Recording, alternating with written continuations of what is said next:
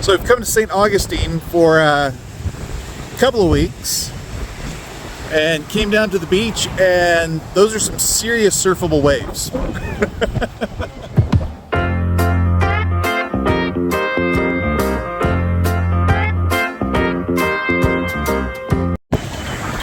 Alright, so see the flag is seriously going.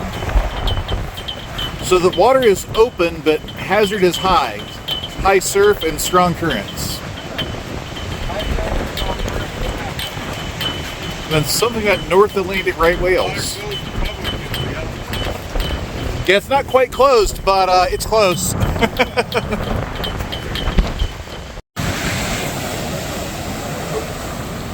Little bird.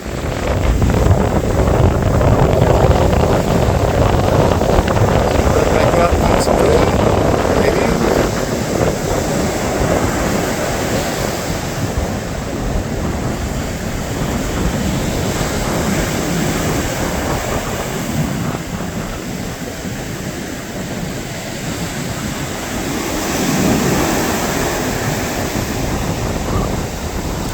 Yeah, this is about the heaviest waves that I've seen in a long, long time.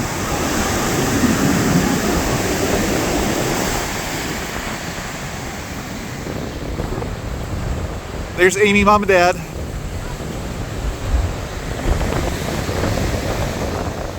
Alright, so we stopped at Craves.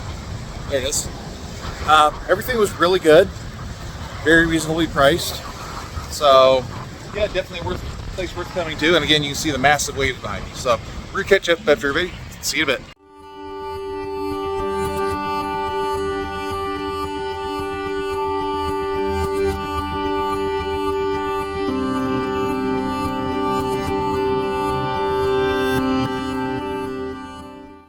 Alright, so we're at the Castillo de San Marcos, thank you. Fort in St. Augustine. Yeah, Fort in St. Augustine, and St. Augustine is the oldest city in America. Well, by Europeans.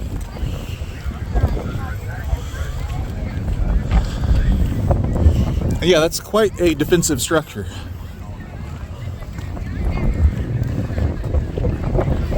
So we'll take you along and see what we can see. Let's talk about how the defenses are arrayed.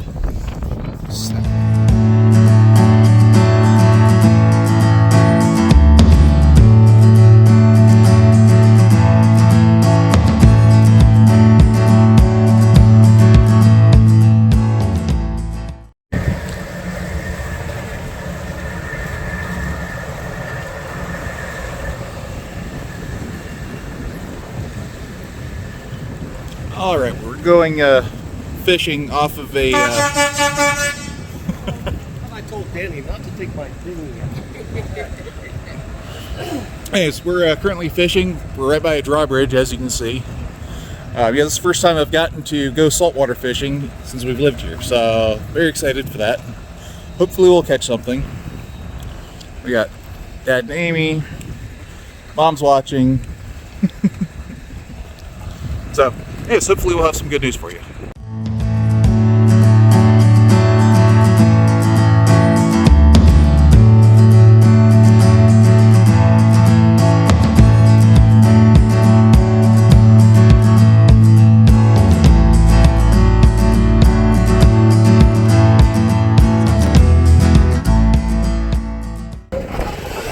And we're waiting for the bridge to go up for them.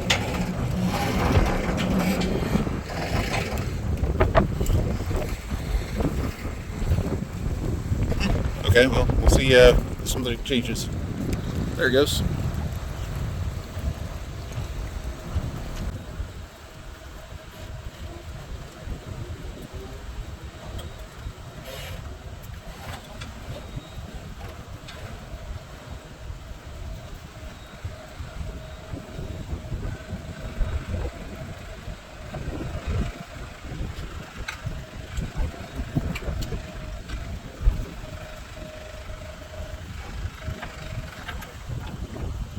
All the way up.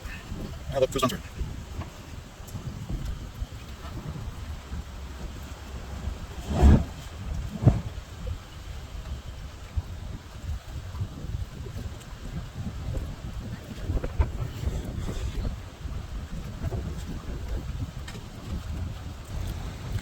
And yeah, we're on the intercoastal waterway, that's what it is.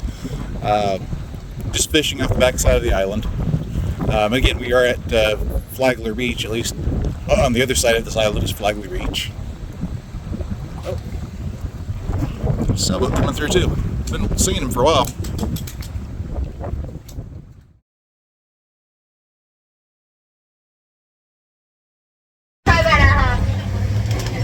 Alright, so we're on the Old Town Trolley Tour of St. Augustine.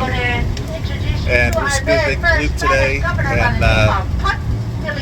And then we'll do the hop-on, hop-off part. Because the 2 freezes that we had here in Florida, not only did it wipe out the orange plantation, but it also wiped out some of our exotic plants. Now the lady that used to live at the end of the street, hold on. You guys, she is responsible for all these live oak trees. Yep, these are all live oak trees. Not that I know of. Wow. I've never been asked that question, but I can look it up. Now, as you can see, it gets very active down here. You do have your professional photographers that does weddings, anniversaries. They also do proms. They also do the Flagler College graduations. There's all types of entertainment going on down here. Now, if you are looking for an event or having an event coming up, please look us up. But let's talk a little bit about our defense wall. Now, the defense wall, it is made out of tabby, which is oyster shells, lime, sand, and mud. Yep. But here we are coming up to Ripley, the Fountain of Youth. Now the Fountain of Youth does sit on 18 acres of land. You also have free tastings of that Fountain of Youth that takes you back to your youthful state. Now I got mine. Oh, where's my jug? But I do have carry around a big jug. You can also take some home as a souvenir. Now ladies and gentlemen. Alright, so we're at the Marriott in St. Augustine. And we just ate dinner. It was really good. I'll see a couple pictures of that. And now we're going to their main lobby, which is supposed to be spectacular. So first kind of walking from the restaurant and bar over to the main hotel. It's supposed to have really neat stairs, so we'll see what we can find.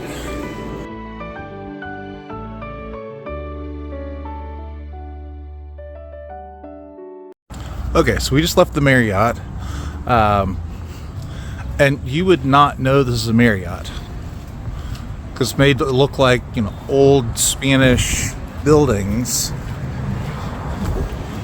and it's a modern building.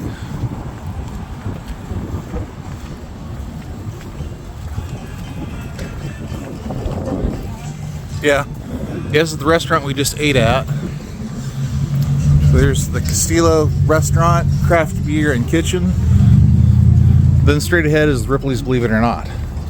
But yeah, what our I think it was the manager told us is that the menu that we just had was only 1 week old, and so they're constantly revising their menu, coming up with new things. So now we've got about an hour until our Honda tour.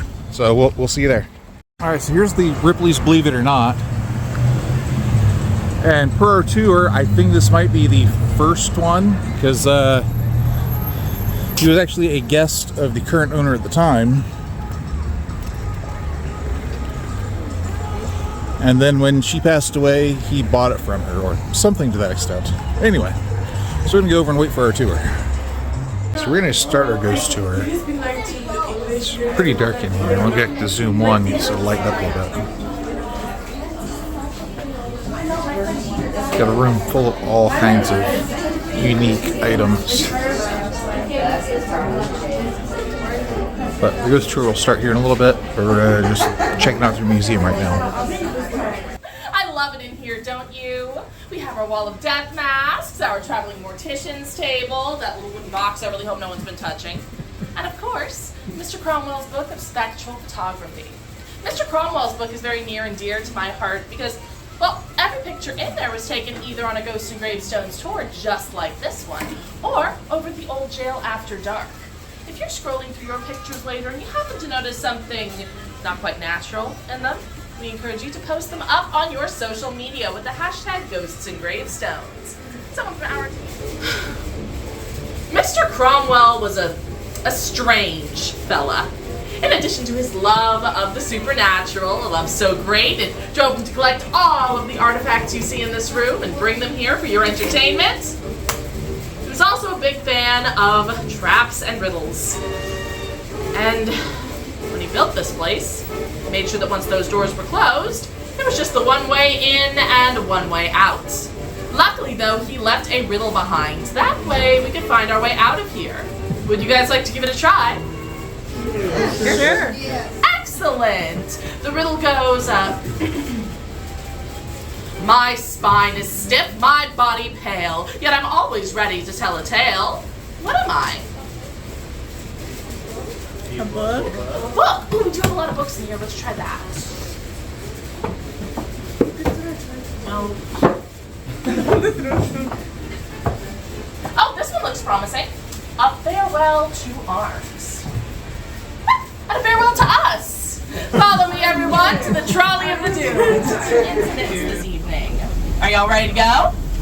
Yeah. Excellent.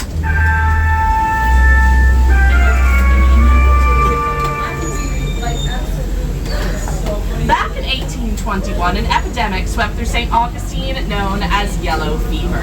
Yellow fever first came to the city on a supply ship that drifted in. And back during the yellow fever epidemic, the fence that surrounds the Huguenot today was not there. The burials extended all the way up to the Castillo de San Marcos. For over 200 years now, the people of St. Augustine have been walking, riding, driving, picnicking on mass graves. I think that explains why it's so active in Huguenot Cemetery, don't you? Now, if you're planning on taking any spectral photography this evening, I would suggest getting your cameras ready. Huguenot Cemetery is one of several very hot spots that we pass by on this tour. And here she is. But the funny thing about Huguenot is that the most active spirit on this stretch of land doesn't hang out in the cemetery. She prefers the city gates to our left. Back during the yellow fever epidemic, the gatekeeper of St. Augustine and his young daughter both caught the disease and died, but Elizabeth was a child and she wasn't ready to go yet, so she didn't. Instead, she decided to stick around, and these days people passing by the city gates often report seeing the figure of a young girl in period dress waving at them. They wave back, of course, because she's a child and that's the law, but when they go into a local store or restaurant to ask about the cute little historical reenactor at the city gates, the locals tell them that there is no historical reenactor Elizabeth's age in town. If you're ever passing through the city gates and you feel a chill go up your spine, well, just know that's Elizabeth saying hi up those.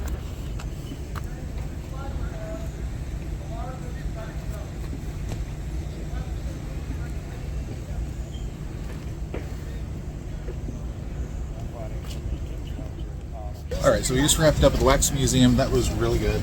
I didn't record anything in there because it's fine. Anyway, we're going to be moving on to our next stop. Welcome back, everyone. So tell me, did any of you feel the presence of James and Connors just now? I wouldn't be surprised if you did. After all, he's a very active spirit, and this is one of his favorite places to hang out. Personally, I consider James to be a pretty good friend of mine because, well, back on my first trip to St. Augustine when I was 7, I actually met him. My parents had parked our car here at the Tolomato lot, and as we were walking back from dinner, passing by the cemetery, a boy started walking with us. Now, I assumed we were just taking a kid home from vacation, you know, as you do, but when I turned to ask my mom what we were going to do with my new brother, she asked me what the heck I was talking about. And that's when I realized that we had been alone the entire time. So when I say I'm a friend of James, I'm not kidding. But despite the fact that I talk about James every single tour, he's not actually the most famous resident of Tolomato Cemetery. That honor goes to a man named Bishop Barreau. Good night, James. Good night. A name I know y'all have seen all about town that I've yet to mention on this tour is Henry Flagler. But Ida Alice is not the only spirit haunting the halls here at Ponce de Leon. If you really look for him, you might be able to find the man himself, Mr. Henry Flagler.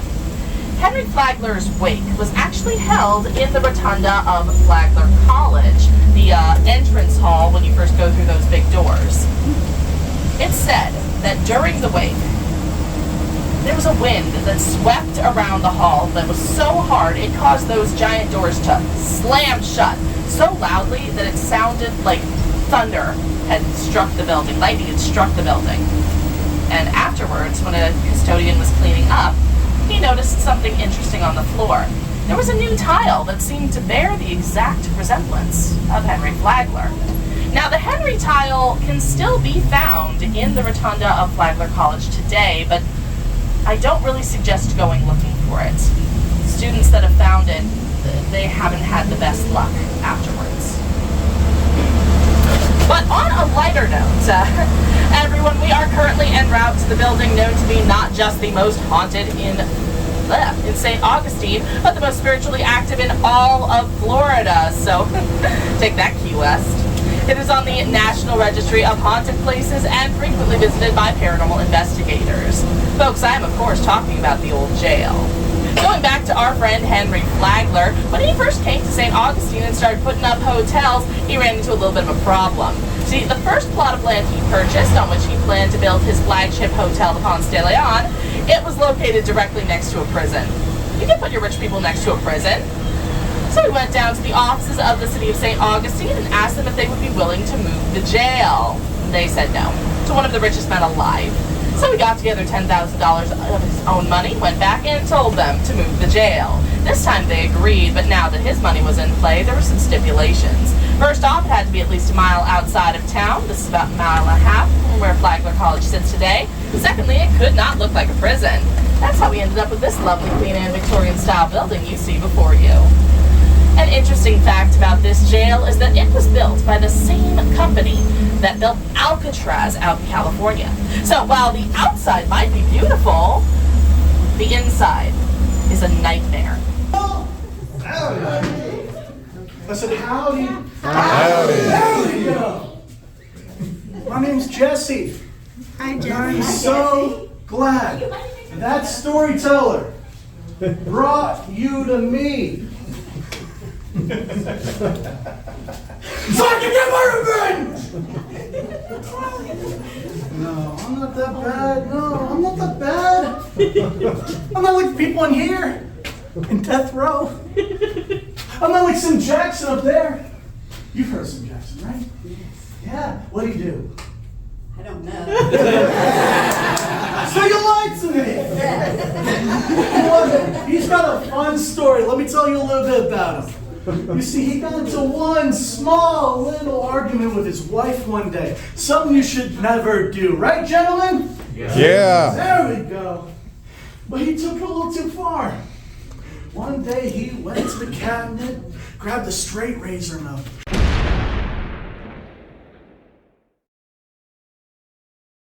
All right, friends, family, and fans. Big news, we've partnered with Roy Aura.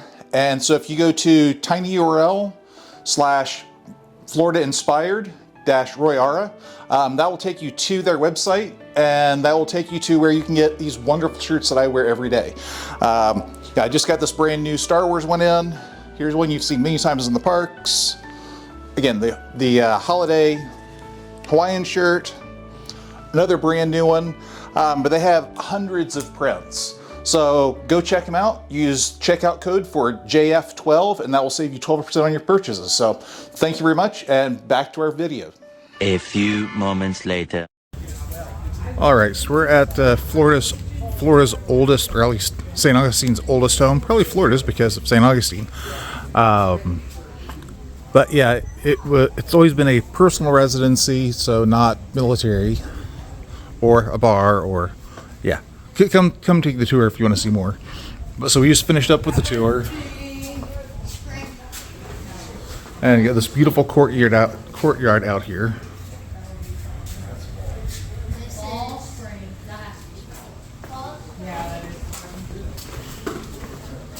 But yeah, it began just as a tiny little house right there, one story, and then over time it was added to by first the Spanish, then the English, now the Americans. So yeah, again, if you're here in town, it's well worth it. It wasn't that expensive either.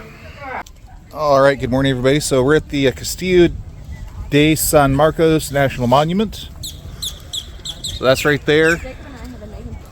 It's the old Spanish fort, which we were here a few days ago, and we got in so late we didn't want to spend $15 to just come in for 45 minutes. So you've already seen the outside. Now we get to go inside.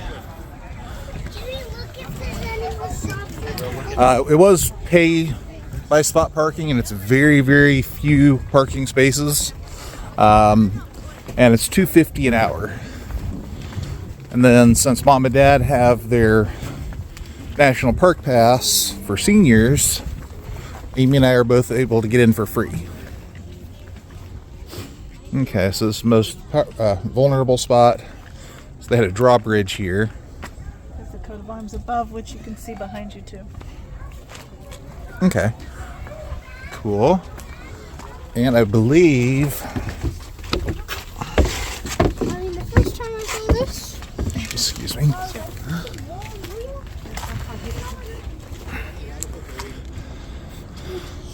So yeah, there's the main gate. So you got to make it across the moat. And the Spanish would have had a defensive position right here.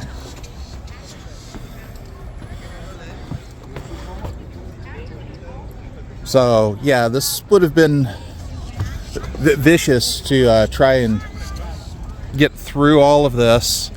Have a beautiful view of the river over there. Oh, this is cool. Yeah. They were saying this is a counterweight to race lower the drawbridge, Right. and it only took like 3 people to do that. So you've got a little drawbridge there. And then you had a portcullis that came across there, and then you had a drawbridge across too. Right. It took 3 people for each thing. So if you want to take this fort, just getting to the entrance was going to be a lot of work and a lot of blood, sweat, and tears. So once upon a time, this was an actual moat, but they've drained it to basically help conserve the fort. And from everything we've seen, all of this would have been then covered in plaster. This is that material that, yeah, the cannonballs and shots hit it, but they can't penetrate because it's made of shell.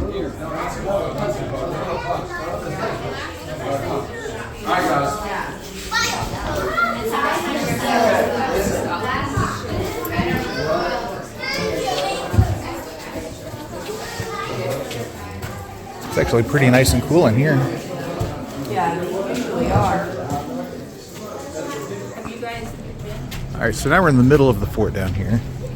We came in right over there at the bottom of the stairs. I guess this would have been their old toilets.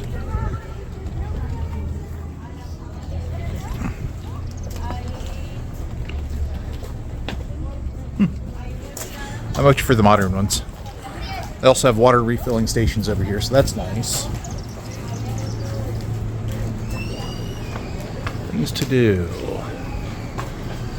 Historic weapons demonstrated, that's cool. Saturday and Sunday, so that should be happening. Ranger program. Cool history. Oh. Fort Matanzas. So this is the one that's on the other side to help cover this fort.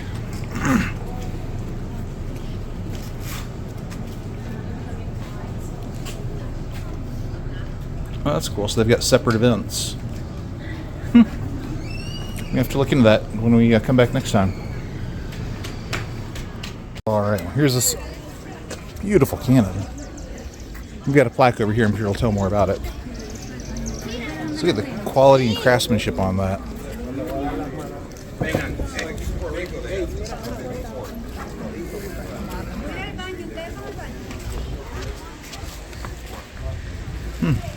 So if you look at the top, it'll have this. It had this on there, which means the one from Milan. So that's the name of the cannon. Okay.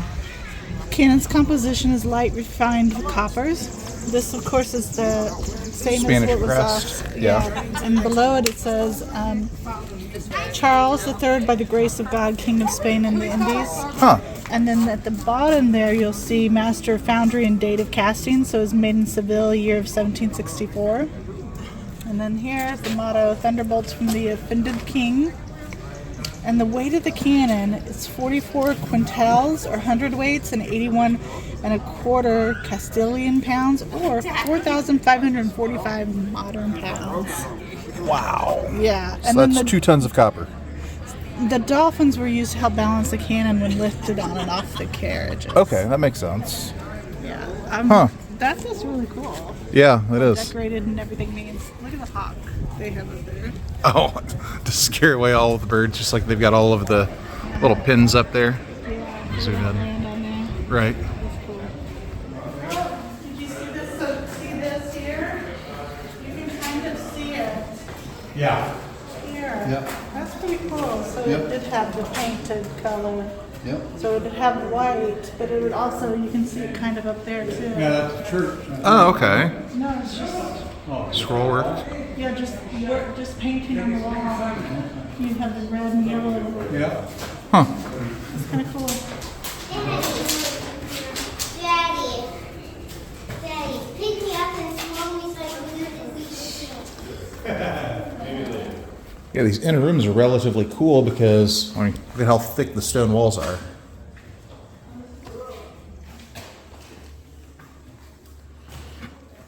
Okay, and here they're going to walk through all of the defensive network they had. There we got some cannonballs, and I know it's dark in here, but magnification, or the video actually catches it pretty good. Okay, so here's the treasury room.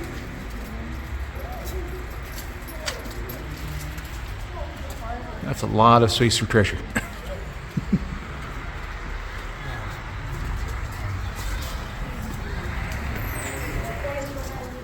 Well, I'm right next to the treasury here. I didn't see a sign for what this was historically. I mean, they've got the posts all the way across, so maybe they had a second floor. Don't know. But what I do know is there's a lot of places to sit, and it's got a nice breeze in here, so good spot to sit for a little bit. So we had the other large room that we thought may have been a chapel, but actually we found that this is the historical chapel. Supposedly there's an ornate door, but we're on the wrong side of it right now.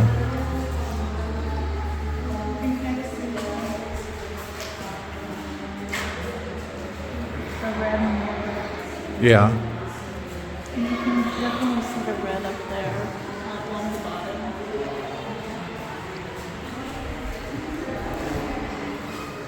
Oh, okay, and here's some historically accurate photos of what the chapel would have looked like.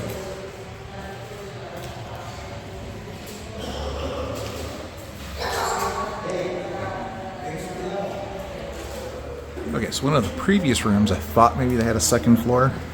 You actually see here is all of the cross beams and then the stairs up. So yeah, that would have been a second floor. Very cool. Information is here called the British Athlete. This model shows cross section of how this casemate would have looked during the British period. Larger cannon on the gun deck above. The British added second floor to these casements so that more soldiers could live here. Okay, that makes sense. That's what they showed in the Alamo, but they still had the beams. Remember Right, yeah. The Spanish did the bigger area, and Right. the British came along and put the beams in. Very cool.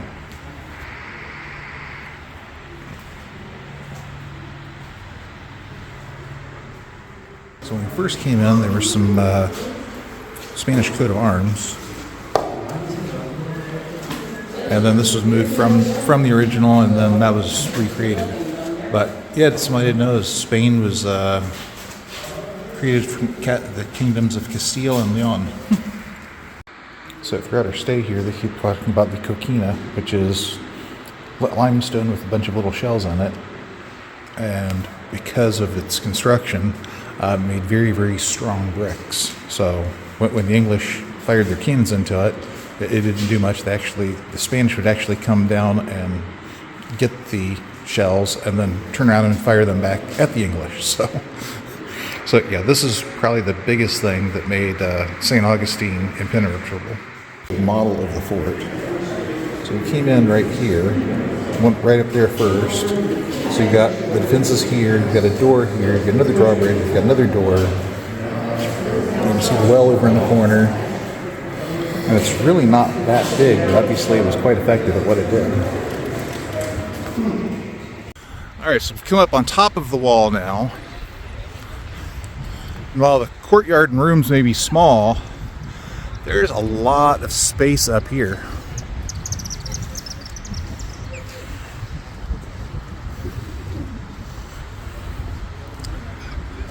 Yeah, from here you could easily control any shipping going through here. There's lighthouse way over there.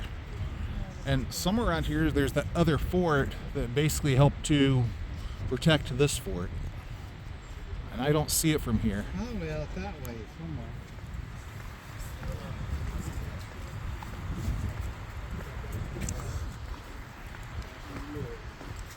So yes, you can see here at the top of the wall, it's about 4 foot thick, give or take. And then for those that aren't claustrophobic, I'm having to walk sideways.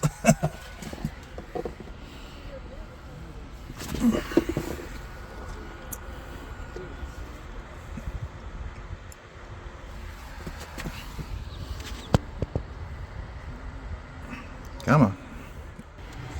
Alright, so I was talking to, wasn't sure if he was a volunteer or a ranger, but the small little lookout that I showed you before, that's exactly what it was. So the officer would be hiding in there, able to direct where for the tanks and gunners to shoot from, or shoot to. They got down there fishing.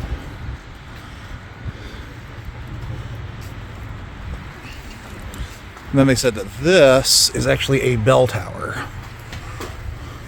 So they would have had the bell up there and would have signaled friendly or enemy ship, fire, whatever was going on. That would have been the notification to the fort and town that something was going on. Actually, pretty nice in here between the shade and the chimney effect. Get a good breeze going. See, they're getting ready to do the demonstration, loading the cannon and all. Ladies and gentlemen, good afternoon. Welcome to Castillo de San Marcos National Monument, part of your National Park Service, and our cannon firing program for you today. Before we start with our firing demonstration, I have to go over some safety guidelines for both your safety and the preservation of this whole historic fortress. What we will be demonstrating for you is one of the training drills that helped this crew learn how to work together. Hope you enjoy this presentation. Once again, we will let you know when it's time to cover your ears. And thank you all for visiting with us today.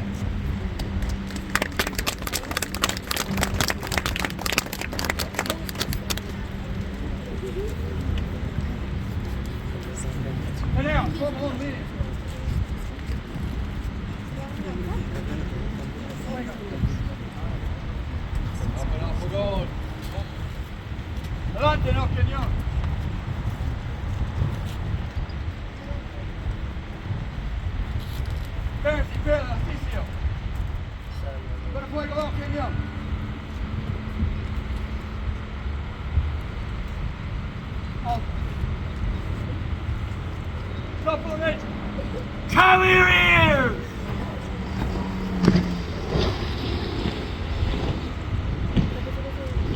Wait!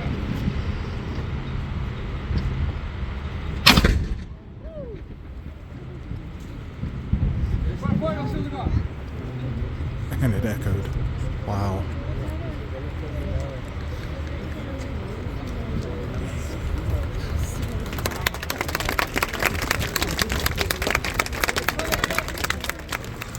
Alright, so we're now at the Fountain of Youth. And we stopped over there, smoked, had some barbecue, had some Cuban sandwiches, had some sides or starters. It was a little pricey, but it was really good and really large portions.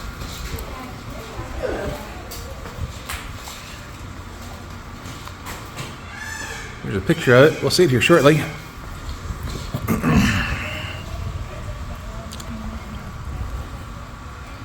Oh, look at all those peacocks.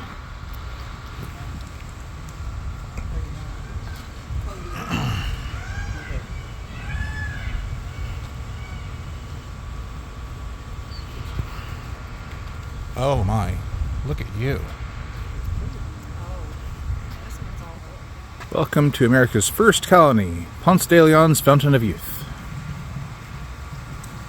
Oh, and there's a fake one in case you can't see the real ones doing it. Well, I think you kind of got cheated. Hey there, buddy.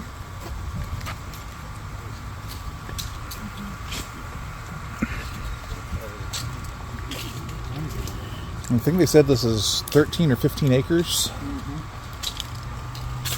Aww. There's a female.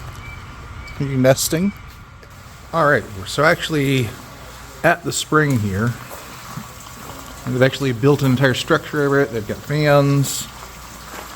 And here's the Fountain of Youth. The spring was discovered in 1513 and was recorded a landmark in a Spanish grant. Huh. Well, or you guys pumping the water? They just told that we pumped the water up from 240 feet down. Hasn't bubbled out of the ground. It hasn't been a spring since 1870. 1875, that picture back there, the first well, they used the bucket on a pole.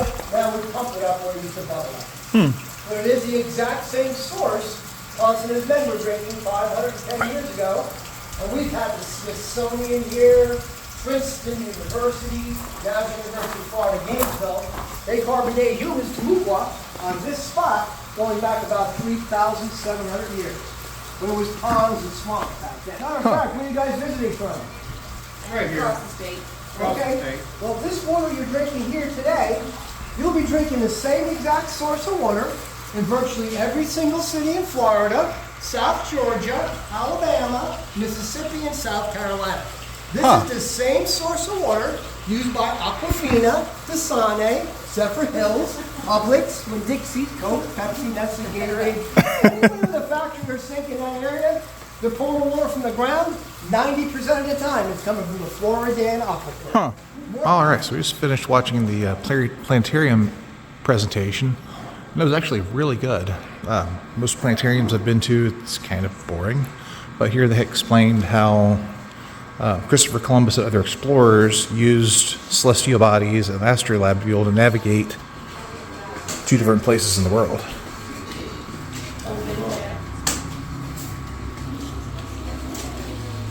Got a really nice model ship, full of light up buttons. One of the best model I've ever seen, actually.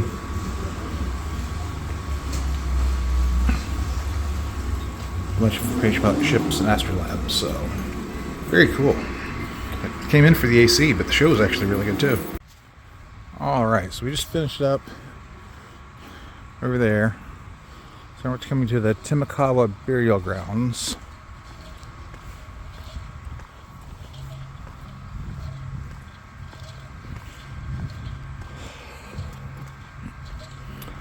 Yeah, that planetarium was really good. It's the first one that actually explained why it matters.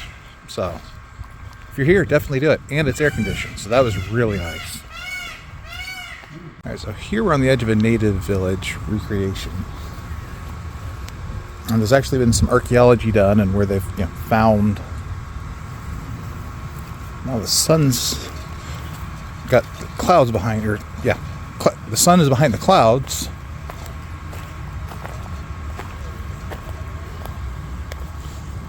So there you can see their village, tilling and planting, drying fish, ceremonies. The interesting one here is putting the crops into a public granary.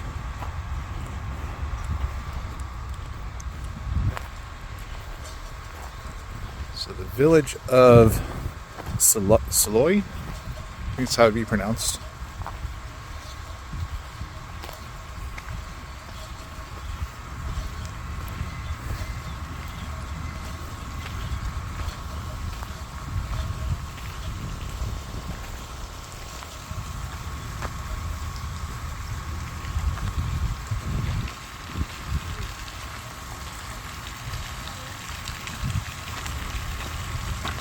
They'll talk about how they build their dugouts.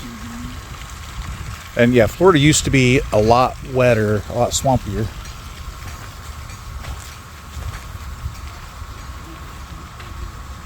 Turtle shell, raccoon.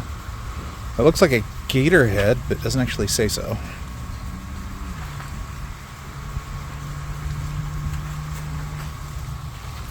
We got a few of their little huts.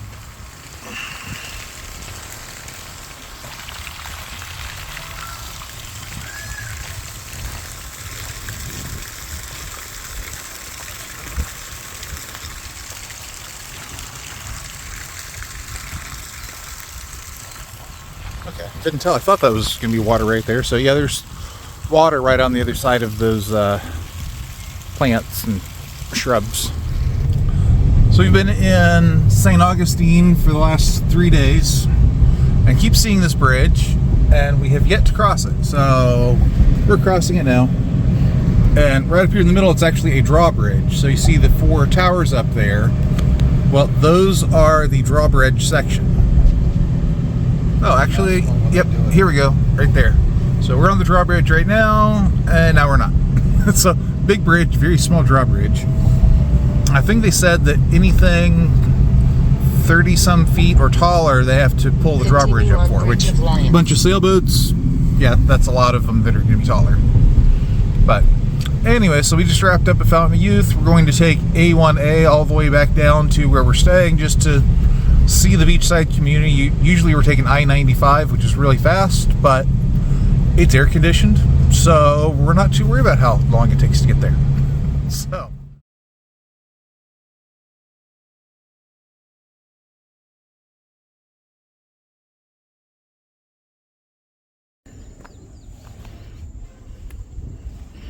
okay, so I got a picture of the whole thing.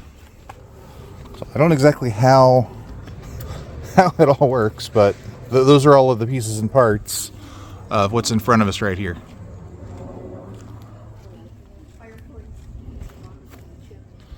Okay, this supplied water for the boiler that produced steam to operate the mill's cane crushing machinery. Very cool.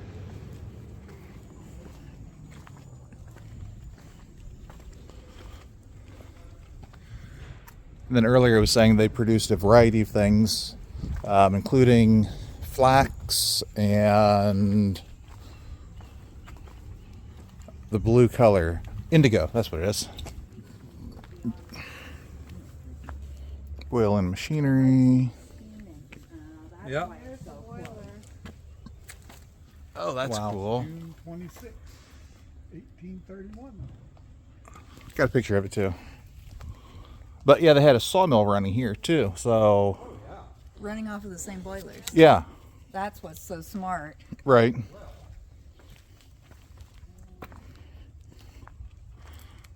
That is a cool looking tree. Going right over top of all the ruins.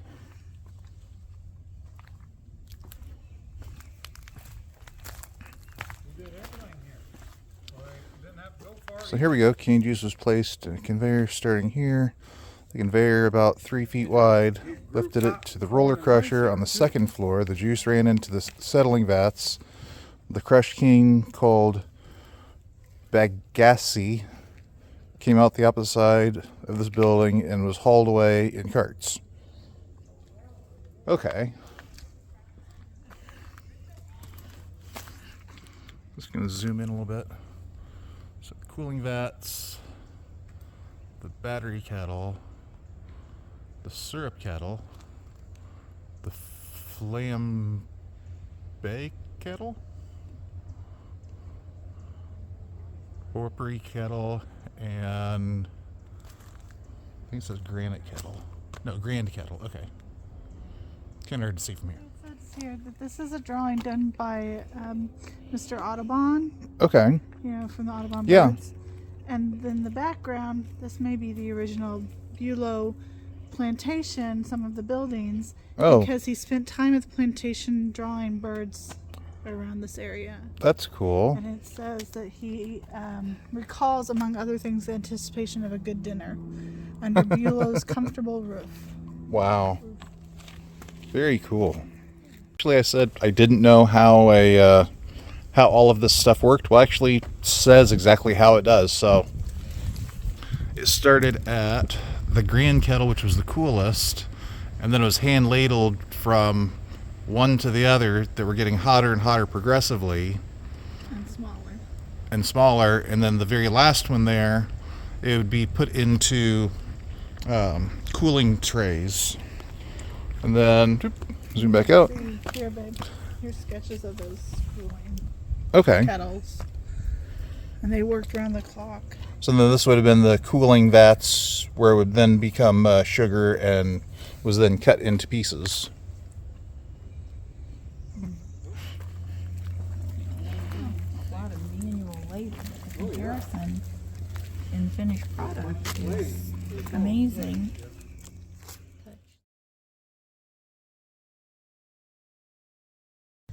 So then continuing through the process, the hogsheads would be left for the molasses to drain out, and then the molasses was sold for rum.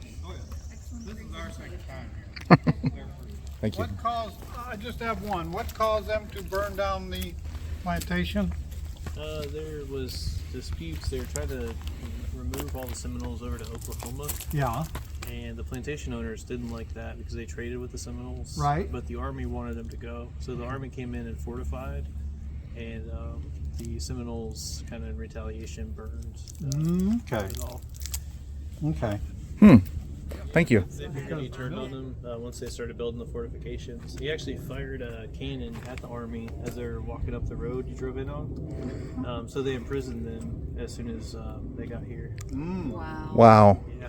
The thing I liked is they spent weeks building the fortifications. And the Indians, I think it was like a head trick they're trying to play in them. They burned everything but the fortification. So that was still standing. The slave cabins, they left standing. Okay. Just kind of like, oh, look what we did. Yeah, we burned the house down. Yeah. Thank you. Yeah. And yeah, we were from field market. Last step in producing sugar involved getting it to ship north to the market. Once the molasses is drained from the hogshead in the curing room, slaves transferred both sugar and molasses to load area between the two curing rooms to wait for the journey by wagon to Bulow Creek. So here we have the grinder and sugar kettle were used by Ranger Boondy's grandfather. The illustrations show how the grinder was used. Oh, okay. So the horse would go around in circles, grinding. Huh.